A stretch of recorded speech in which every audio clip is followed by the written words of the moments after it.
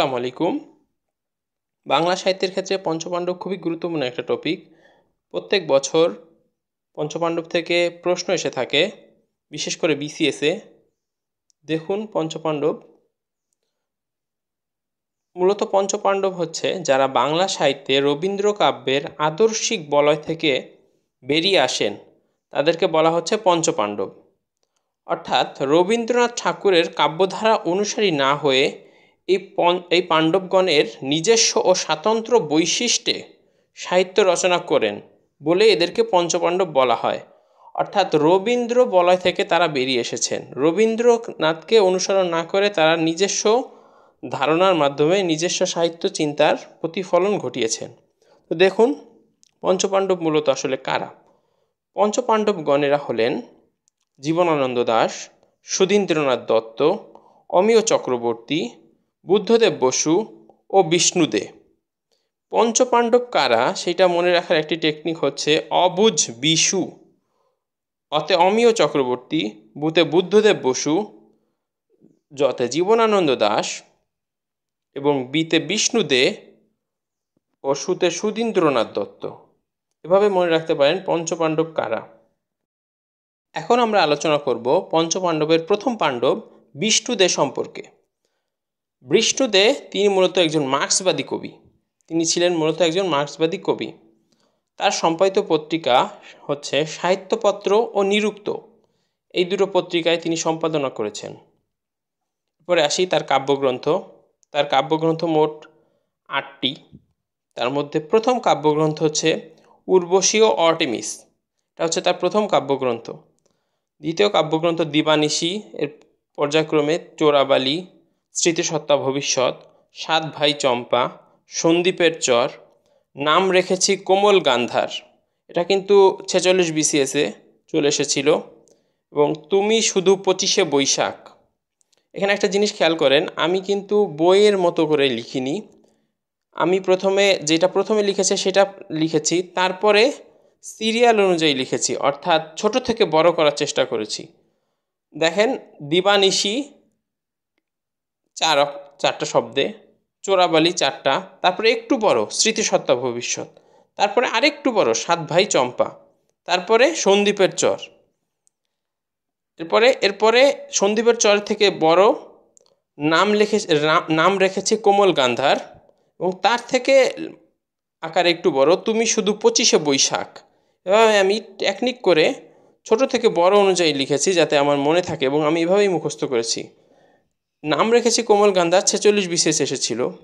যাই হোক, এরপরে তার প্রবন্ধ গ্রন্থ মাইকেল রবীন্দ্রনাথ অনন্য এবং রবীন্দ্রনাথ শিল্প সাহিত্য ও আধুনিকতার সমস্যা, এগুলো হচ্ছে তার প্রবন্ধ গ্রন্থ।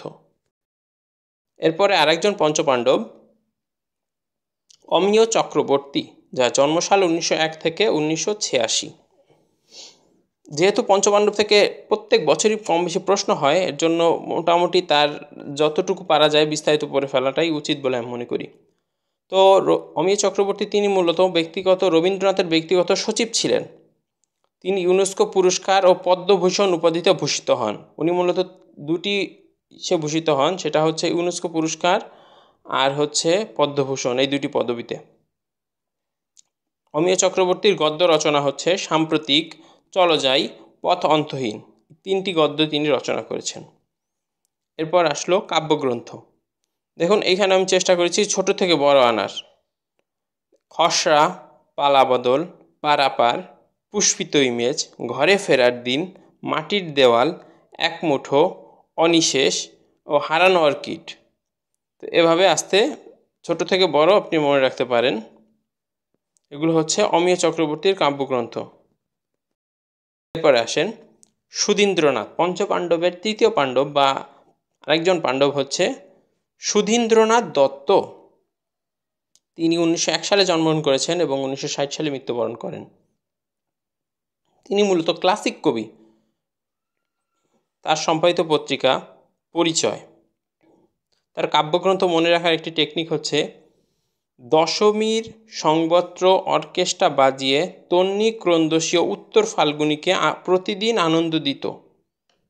তার কাব্যগ্রন্থ হচ্ছে দশমী, দেখুন আমি নিচে দাগ দিয়ে রেখেছি, দশমী, সংবত্র, অর্কেস্ট্রা, তন্বী, ক্রন্দশী এবং ফাল্গুনীটা একটু পরিবর্তন হবে, এটা হবে উত্তর ফাল্গুনী। তার প্রথম কাব্যগ্রন্থ তন্বী, যেটি 1930 সালে প্রকাশিত, তিনি এটি রবীন্দ্রনাথ ঠাকুরকে উৎসর্গ করেন। কাব্যগ্রন্থ মনে রাখার টেকনিকগুলো আমি আবার লিখেছি। দশমীতে সংবত্র, অর্কেস্ট্রা বাজিয়া তন্বী, ক্রন্দশী, উত্তর ফাল্গুনীকে প্রতিদিন আনন্দ দিত। কাব্যগ্রন্থ হচ্ছে দশমী, সংবত্র, অর্কেস্ট্রা, তন্বী, ক্রন্দশী এবং ফাল্গুনীটা একটু পরিবর্তন হয়ে উত্তর ফাল্গুনী হবে, অর্থাৎ দশমীতে সংবত্র, অর্কেস্ট্রা বাজিয়া তন্বী, ক্রন্দশী ফাল্গুনীকে প্রতিদিন আনন্দ দিত। এই হচ্ছে তার কাব্যগ্রন্থ। এরপর তার প্রবন্ধ স্বগত ও কুলাই ও কালপুরুষ। তিনি মূলত দুটি কাব্যগ্রন্থ, প্রবন্ধ গ্রন্থ লিখেছেন, স্বগত ও কুলাই ও কালপুরুষ। এরপরে পঞ্চপাণ্ডবের আরেকজন গুরুত্বপূর্ণ কবি, তিনি হচ্ছেন জীবনানন্দ দাশ। তিনি 1899 সালে জন্মগ্রহণ করেন এবং 1954 সালে মৃত্যুবরণ করেন। এই জীবনানন্দ দাশ তো অনেক বিখ্যাত একজন কবি।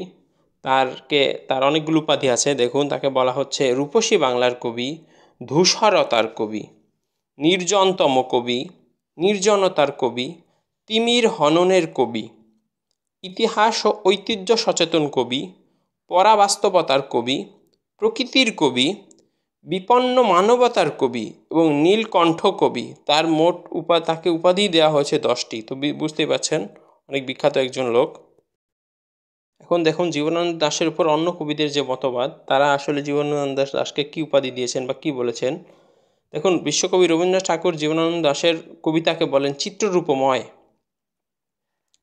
শুদ্ধতম কবি তাকে উপাধি দিয়েছেন অন্নদা শঙ্কর রায়, অর্থাৎ তাকে শুদ্ধতম কবি বলেন অন্নদা শঙ্কর রায়।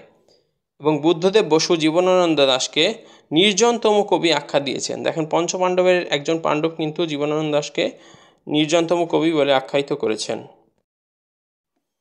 বুদ্ধদেব বসুর গবেষণা করেছেন তিনি মার্কিন গবেষক ক্লিংকট বিসিলি। বুদ্ধদেব বসুর উপরে গবেষণা করেছে মূলত মার্কিন গবেষক ক্লিংকট বুথসিলি, যাকে বলা হয় ক্লিংকট বিসিলি, জীবনানন্দ দাশের উপর গবেষণা করেন। এটা কিন্তু 41 BCS এসেছিল যে জীবনানন্দ দাশের উপরে কে গবেষণা করেন। উত্তর অপশন ছিল 4টা, এই অপশনের মধ্যে একটা উত্তরটা হচ্ছে ক্লিংকট বুথসিলি বা ক্লিংকট বিসিলি। জীবনানন্দ দাশের উপন্যাস, তার মূলত 5টি উপন্যাস, বিখ্যাত 5টি উপন্যাস হচ্ছে মাল্যবান, সুতীর্থ, কারুবাসনা, বিভা ও কল্যাণী। তার এই 5টি উপন্যাসের মধ্যে মাল্যবান, সুতীর্থ, কারুবাসনা, বিভা ও কল্যাণী। এখন জীবনানন্দ দাশের প্রবন্ধ গ্রন্থ হচ্ছে কবিতার কথা ও কেন লিখি। তার 2টি প্রবন্ধ গ্রন্থ আছে, যে কবিতার কথা ও কেন লিখি। কাব্যগ্রন্থের ক্ষেত্রে আছে ঝরা পালক, তার প্রথম কাব্যগ্রন্থ, যেহেতু প্রথম কাব্যগ্রন্থ তাই আমি প্রথমেই এটার নাম লিখেছি যাতে মনে রাখতে সুবিধা হবে। ঝরা পালক, রূপসী বাংলা, মহাপৃথিবী, বনলতা সেন, 7টি তারার তিমির, ধূসর পাণ্ডুলিপি, বেলা অবেলা কালবেলা। যেহেতু একটু বেশি তার কাব্যগ্রন্থ, তাই একটা টেকনিক আছে এগুলো মনে রাখার। কাব্যগ্রন্থগুলো মনে রাখার টেকনিক হচ্ছে বা কৌশল হচ্ছে মহাপৃথিবীর রূপসী বাংলার কবি বনলতা সেন 7টি তারা তিমিরে বসে ঝরা পালক দিয়ে ধূসর পাণ্ডুলিপি এবং বেলা অবেলা কালবেলা লিখলেন। দেখুন মহাপৃথিবী, রূপসী বাংলা, বনলতা সেন, 7টি তারা তিমির, ঝরা পালক, ধূসর পাণ্ডুলিপি এবং বেলা অবেলা কালবেলা, এই 7টি হচ্ছে তার কাব্যগ্রন্থ। এরপর এসেছে সর্বশেষ পঞ্চপাণ্ডব বুদ্ধদেব বসু। দেখুন বুদ্ধদেব বসু বাংলা সাহিত্যে প্রথম সব্যসাচী লেখক ছিলেন রবীন্দ্রনাথ ঠাকুর। তবে রবীন্দ্র পরবর্তী সব্যসাচী লেখক হিসাবে আলোচিত বা স্মরণীয় হচ্ছে বুদ্ধদেব বসু। তারা যেহেতু রবীন্দ্র বলয় থেকে বের হয়ে এসেছেন, তাই পঞ্চপাণ্ডবের মধ্যে একজন রবীন্দ্র ছাড়া সব্যসাচী লেখক ছিলেন, তিনি হচ্ছেন বুদ্ধদেব বসু। তার সম্পাদিত পত্রিকা হচ্ছে কবিতা, প্রগতি ও বাসন্তিকা। তিনি বাসন্তিকা লিখেছেন জগন্নাথ হলের ছাত্র থাকা অবস্থায়। সম্পাদনা করেছেন হচ্ছে জগন্নাথ হলে থাকা অবস্থায়, যেটা ঢাকা বিশ্ববিদ্যালয়ের হল। তার কাব্যগ্রন্থ হচ্ছে বন্দির বন্দনা, কঙ্কাবতী, যে আলোর আধার অধিক, স্বাগত বিদয় ও 12 মাসের ছড়া। তার কাব্যগ্রন্থ মূলত 5টি। উল্লেখযোগ্য কবিতা হচ্ছে নদীর স্বপ্ন। এই 12 মাসের ছড়ার উল্লেখযোগ্য কবিতা হচ্ছে নদীর স্বপ্ন। তার কাব্যনাট্য আছে 2টি, তপস্বী তরঙ্গিনী, কলকাতা ইলেকট্রা ও সত্তা সত্য। তো এরপর তার উপন্যাস মূলত 3টি, নির্জন স্বাক্ষর, সানন্দা ও তিথিডোর। তার উপন্যাস নির্জন স্বাক্ষর, সানন্দা ও তিথিডোর। এরপরে তার প্রবন্ধ হঠাৎ আলোর ঝলকানি, কালের পুতুল। তার 2টি প্রবন্ধ আছে, হঠাৎ আলোর ঝলকানি ও কালের পুতুল। ধন্যবাদ সবাইকে।